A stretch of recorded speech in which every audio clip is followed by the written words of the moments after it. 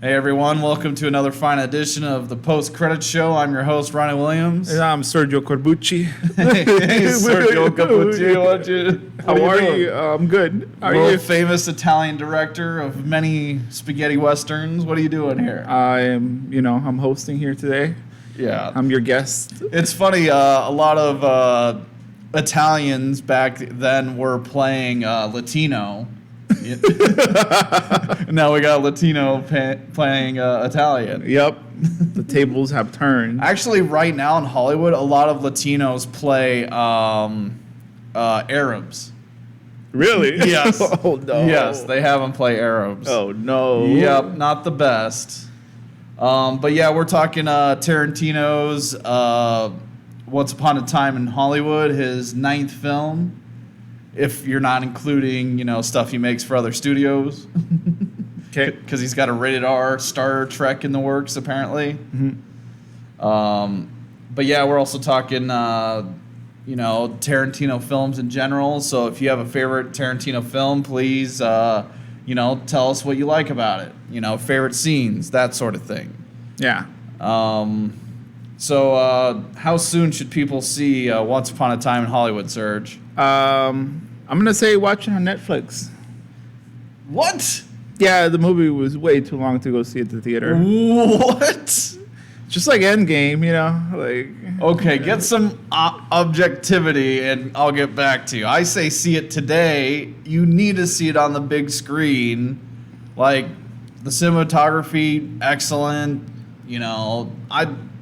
I think it deserves to be seen on the big screen. I don't really care about length. It would have helped if you were warned ahead of time, hey, it's 2.5 hours. I knew it was 2.5 hours. Okay. Actually, 2 hours and 45 minutes. Oh, my gosh. And I was like, watching it, I was just like looking at the time. I was like, wow, this is really long. Are you kidding me? Oh, man. I just think it's one of those movies to watch at home. No! And you watch it in pieces. You watch half today and half tomorrow. No, not at all. And you got to watch it several times because it's got many, many layers. I say watch it several times in theaters. I think I'm going to go a second time in theaters to watch it. No, I'm good with that. Oh, my gosh. Come back me up, people watching at home. I think this movie deserves to be seen on a big screen. I mean, just seeing them race around Hollywood, recreating 60s Hollywood, just all those cars on the highway, every shot, I'm looking like, hey, is there, a misfire? Would that sign really be there in the late 60s? Some of the scenes, it looked like they were filmed this year, you know what I mean? Right. So, but some of them were old. I knew where they were when they were on Normandy and Hollywood. She's at the bus stop. I know that bus stop. I used to wait for the bus right there. Oh, that's cool. Yeah. So. Yeah, lots of good Hollywood locations. Very fun film. Do you want to dive straight into spoilers? Be uninhibited. Well, I say watch it on Netflix. Okay. Oh, you had to throw that in one last time. I say see it today. I mean, it's good. This guy's crazy. Yeah. You're off the show. No, I'm kidding. Uh-huh. Everybody's entitled to their opinion. We want your opinions, so please get at us. This show, super interactive. Even if it's a movie we've covered, give us a shout out. We put it on the next episode. If you haven't seen the movie, it's set around the Charles Manson murders and the Manson family, which was a cult following. They stayed up at a closed down movie ranch in Chatsworth, and Manson told his followers go and murder people, and it kind of shook Hollywood to its core because they killed an actress, in a nicer house too, So yeah, it really shook Hollywood off its foundation. Like one of their own was taken out. Oh no. But yeah, and so like the whole like title for this episode, I put Tarantino's Titanic. Would you say that's fair? That's fair. Okay. So, but Titanic, would you say see that at home? It was long. Yeah, watch it at home. Oh my gosh, I don't know anymore. Well, I think like if you're gonna see it on the big screen, it has to have like a lot of graphics and like Wow, this movie felt like it was filmed. It was more adequate for the 1990s, But it's just the style of Quentin Tarantino, which is good, Well, like I don't know, like one of his more spectacle movies would be like Django or Kill Bill. Would you say see those in theaters when they came out? I think those two were meant for theaters, I don't know. I say any quality film should be seen on the big screen. Like it could be the cheapest movie, like Saw. Saw was super cheap, but dang, I picked the wrong movie. 'Cause that's right on the borderline. See it in theaters, see it at home. Like it's a solid movie, but dang it, I'll come back to this. Okay. Because I always thought the philosophy of the show, the reason we do our rating system is because I personally believe most movies should be seen on the big screen. Especially if you have a movie subscription and you're not really paying all that much money. We're both AMC A-listers. We're Regal Unlimited, please. What? Yeah, Regal did announce its own subscription plan. Seems interesting. If you have, they have certain locations they're doing it though. I actually launched a Facebook group, Regal Unlimited Chatter. You can look up different articles whether or not your Regal will have it. Yeah. Well, mostly what I was saying about this movie is I think I could get the same take from watching it in theaters and watching it at home. Okay. That's mainly what I was trying to get at. Okay. Okay. Same emotions, same everything. Yeah. Some movies you can't. Some movies are way better in the theater. Right. Okay. So let's dive in. I heard another critic describe this movie as like having 4 different parts. You have Brad Pitt's story, you have Leonardo DiCaprio's story, you have Margot Robbie's action story, and then the 4th part is Brad Pitt and Leonardo DiCaprio together. Yes. It's definitely their film, and they split it pretty evenly between those two. And Margot Robbie, the whole Manson family, is less played up, but it's like the growing, threat underneath. And kind of like Titanic. Titanic, that they're going to hit an iceberg eventually. This is a nice story, but there's inevitable doom at the end. That's interesting. There's something historic that it's leading towards. Yeah. And I was like, how is this going to play out? You have this fictional, somewhat washed up actor. And I love that storyline too. Like he had a hit TV show and then some like pulpy movies, and then he was doing just some bit parts. Just interesting story, I thought. Yeah. Rick Dalton. I thought Leonardo DiCaprio hit a single, and then I thought Brad Pitt hit a home run. Yes, Brad Pitt stole the movie for me. Very compelling character. Like the old Batman quote kind of rang strong with me. He's an unmovable object, and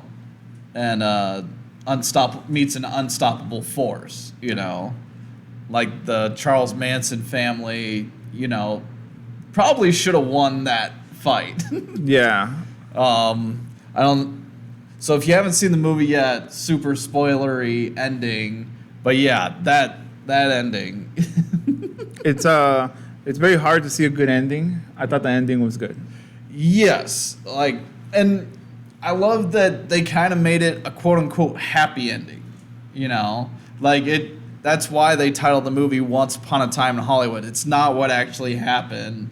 All 4 people were murdered in the house.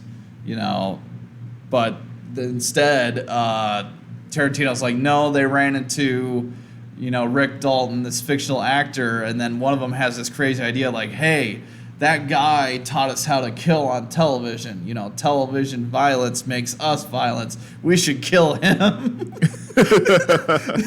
Like, you know, crazy cultist, you know, logic. Yeah.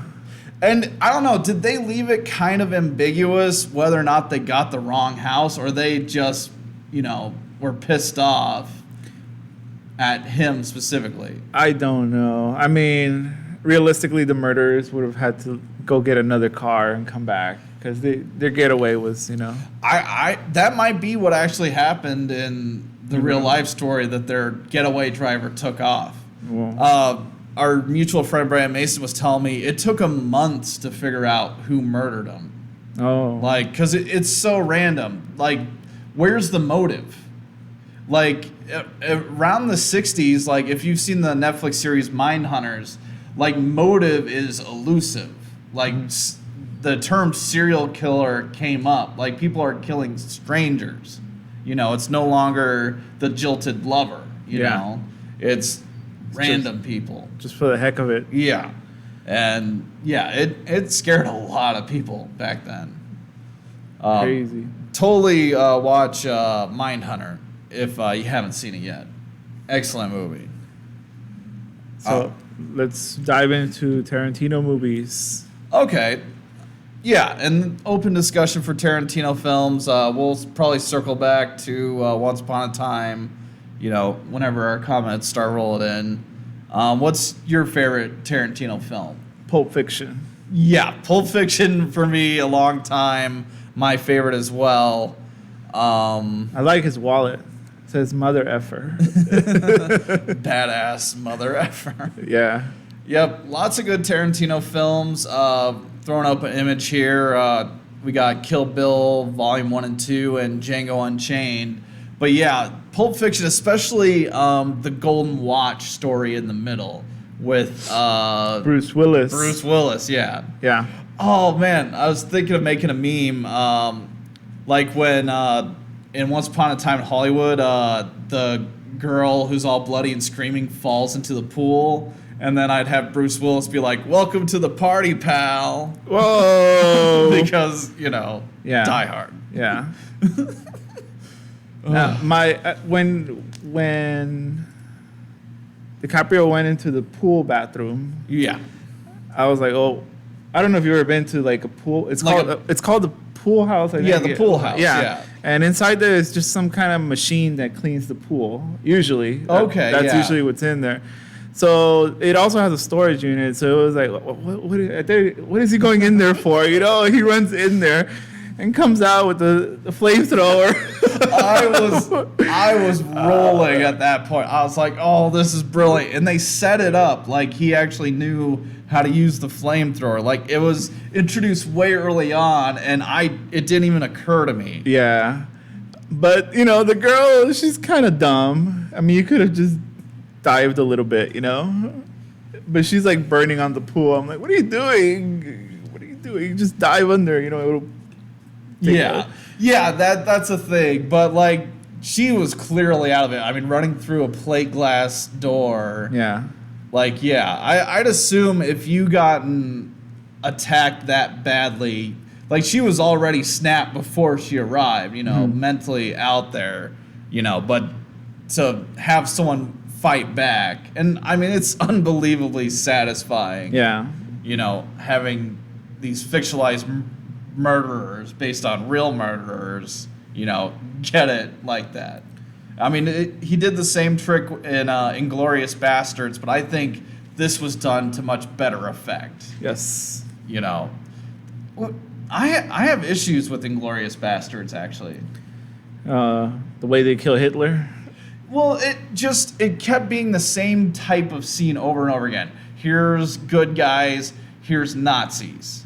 Suspense, ends in bloodshed. You know, here's good guys, here's a Nazi. Suspense, ends in bloodshed. You know, it became redundant. Yeah, because it's a war. Yeah. And like that one, I definitely felt the length of, and like you were saying, you know, see it at home. Yeah. I think, yeah. Gwen is texting in. She liked the movie, all the shots of people's shoes. Yes, thanks for pointing that out. Tarantino loves feet and shoes. It's one of his tools in his toolbox, and I think it's kind of fun. Thank you, Tarantino. I love feet myself. And then the hippie girl, she shows armpit hair. I think that was very sexy. Really? I was like, oh, that's an interesting detail. She's a hippie, you know? Right, yeah. You know?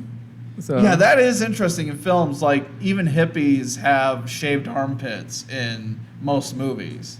I mean, you're trying to get a feel for the movie, you know? Right. Gwen says the ending was crazy. I had to look away. There was a point where I'm like, oh, this is over the top. I think there's a lot of parts where I should have said that's over the top, but there's one in particular. I mean, it was very unpredictable because he smoked the cigarette, which was dipped in acid, right? Right. So he had to be really like hallucinating. Right.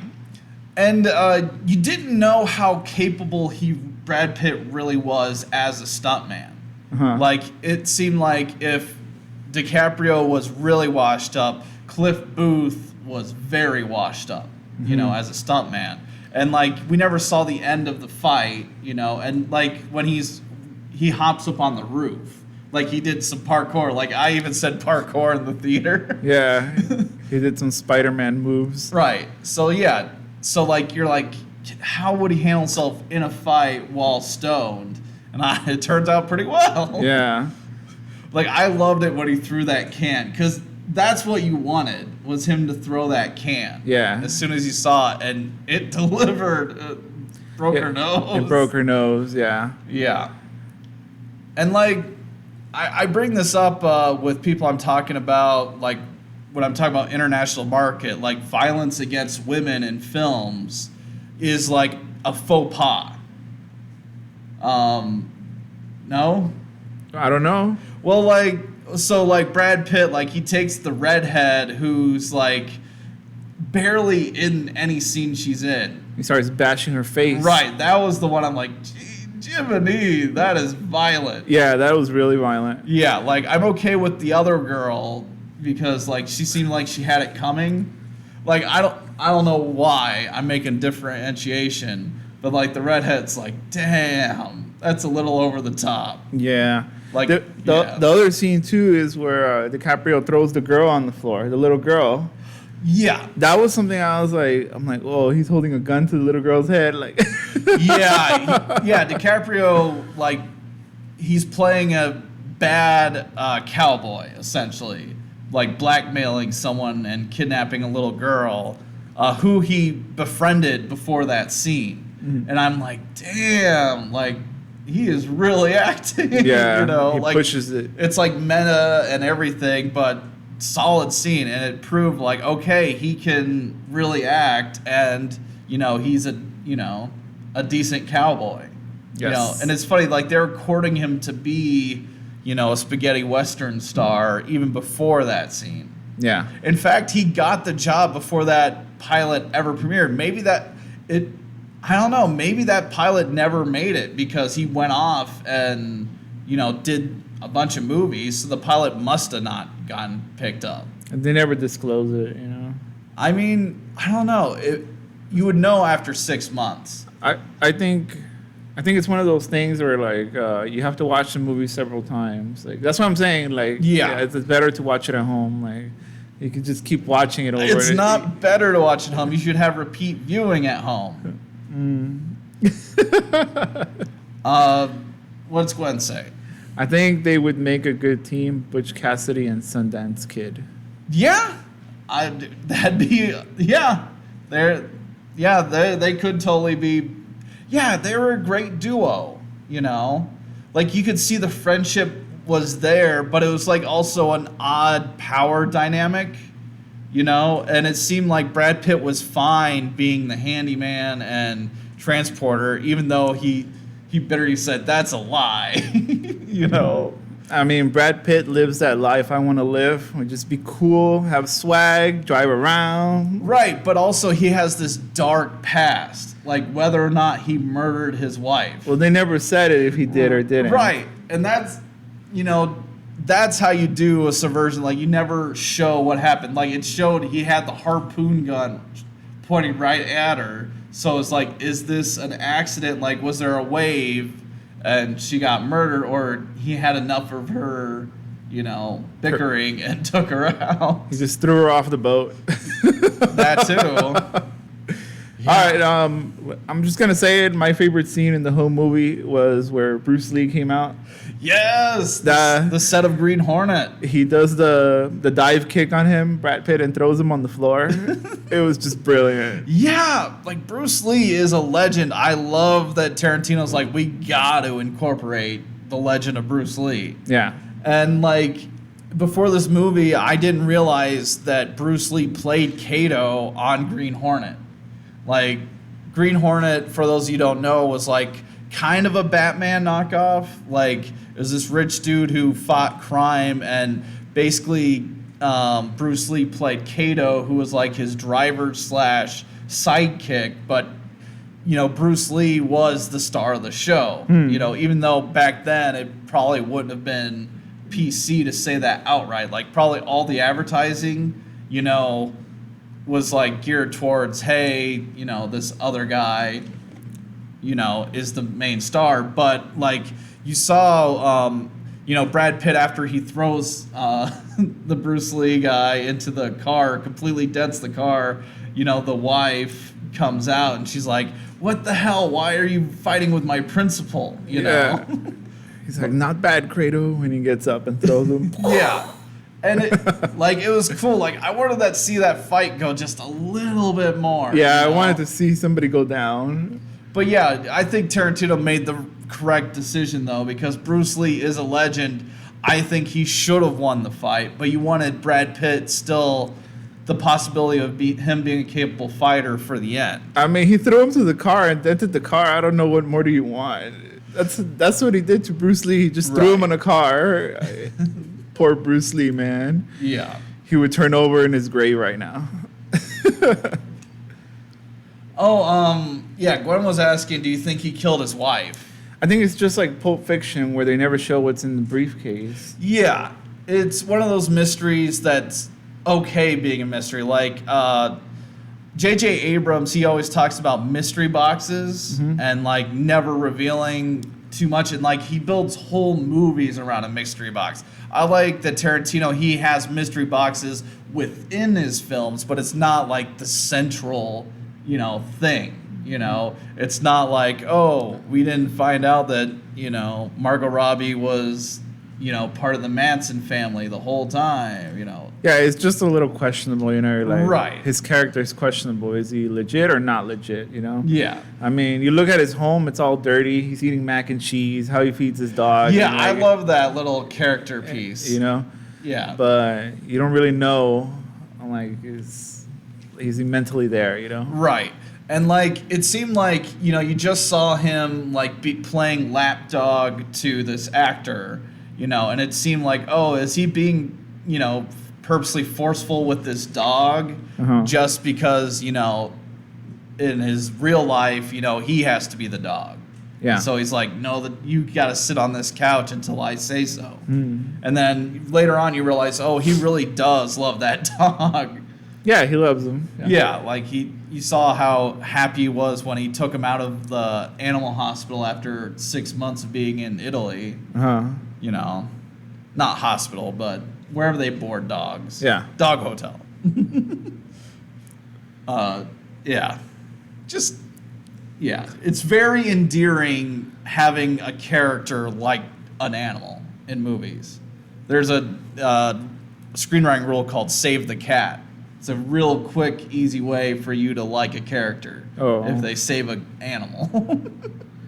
Well, everybody likes pets and animals. Not everybody, but most people. I mean, even though we eat like meat, you know. Yeah. I mean, I love a dog and cats for that matter. So Margot Robbie, you know, she was there. Like, it's funny. She's playing a real life character who was murdered, you know, and like that was interesting. And I liked like her, you know, flirting with whether or not to watch her own movie, you know, like it's just interesting. All this meta Hollywood stuff. Is she the one that went up to the Playboy Mansion? Yeah. Yeah, that was her, right? Yeah, that was Margot Robbie, and they explained even though these two were married, you know, fiance, she went and did a film with Roman Polanski. That's the name I've been looking for all episode, Roman Polanski. And she ended up marrying Roman Polanski. And he was like the hottest director at the time, too. Oh.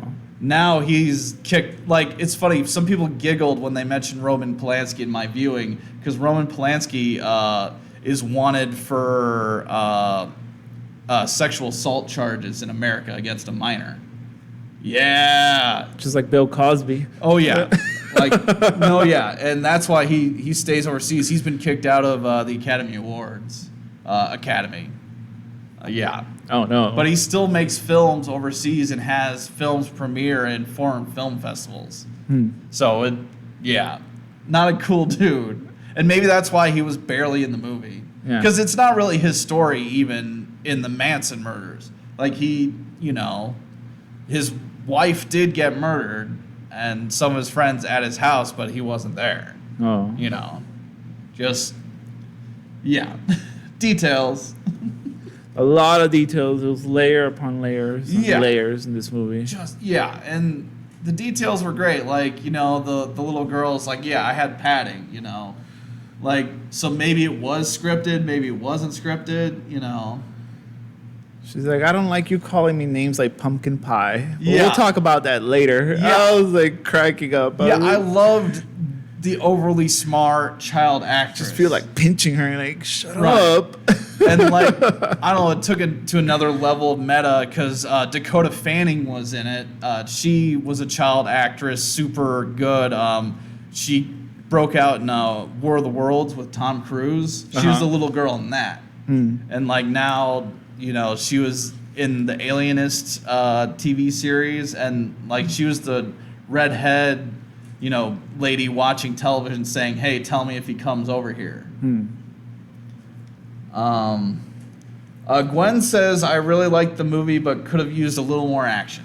I think the first hour, it was kind of... I mean, I understand that we're establishing characters, but I was like, it's pretty long. I was like, nothing's happening. Like, I don't know. Like, I have really enjoyed the table setting. You know, like that's a term I picked up in the last season of Game of Thrones. Like the first 2 episodes of the last season was table setting, just all these characters preparing, you know, and then deliver on the action. yeah. But like there was little snippets of action, like showing, you know, DiCaprio's other action movies, you know, and also like Titanic, you know, the action wasn't until the end. You know, it was all character stuff. Like there was mild action, like we got to race to catch the boat. We got to, you know, race away from, you know, the fiance's hired man. You know, that kind of thing. But yeah, I don't know. Titanic. What else? I mean, it has to balance, but that's what people were complaining about the most. Like, it was kind of boring. Oh, yeah. Well, what about, like, there's a sequence of scenes that I thought just were brilliant. Like, you got the Bruce Lee, you know, fight scene, and then Brad Pitt's, like, heading back to, you know, pick him up, and he runs across that hippie girl again. She's like, hey, let's go to Chatsworth. And, like, I was thinking about it again, like, the only reason he went to Chatsworth all the way, like, he could have, you know, gone to wherever they were shooting, probably Universal or something, you know, and, you know, just dropped her off there. But no, all the way up to Chatsworth. It's pretty far northwest.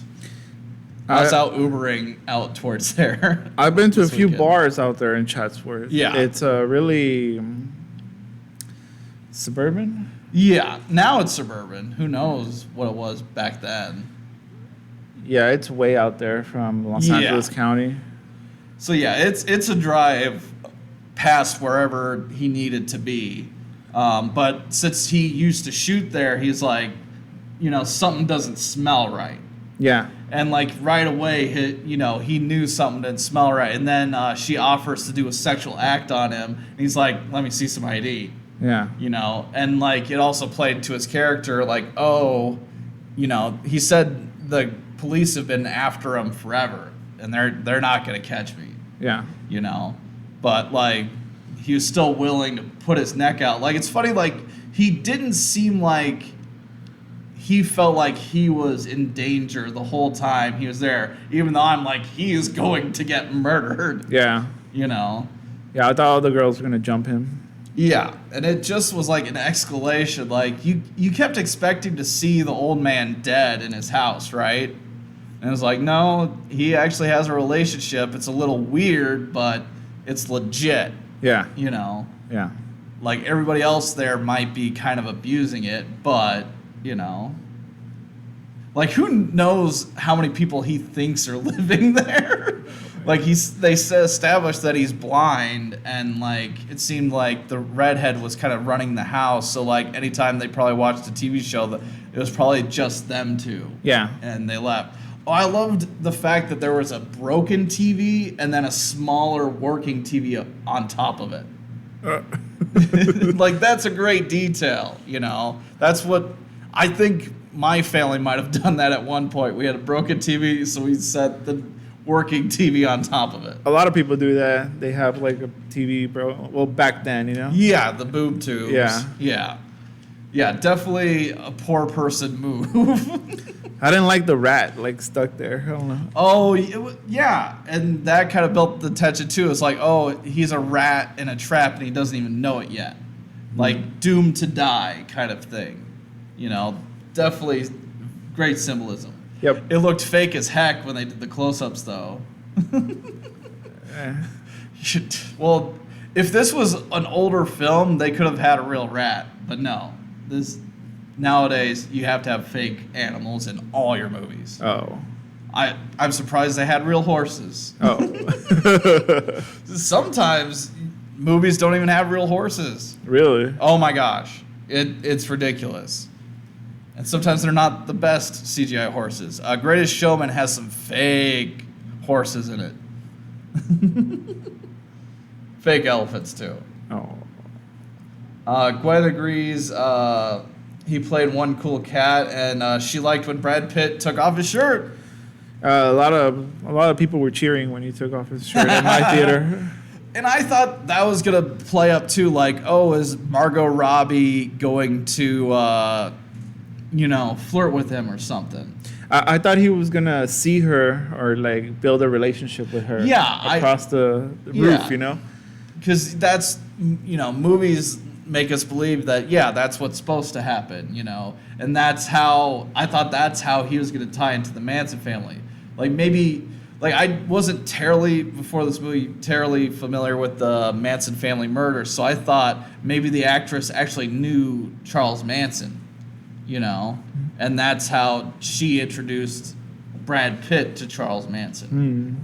But no, they didn't go that route. Like much like the murders, really random. Really good stuff. Gwen's saying it was one clean never mind. But yeah, lots of good scenes. I'm still want to fight you on why not see it in theaters. Oh no, I'm not watching it in theaters ever again. You did see it in theaters, and it was long. A lot of movies are long, but you felt that length. Like, what's a long movie you didn't feel the length of? Infinity War, maybe. Probably. Yeah. I felt it on Endgame too. It was like, well, Endgame, I felt it a lot more, but Infinity War, I was kind of with it.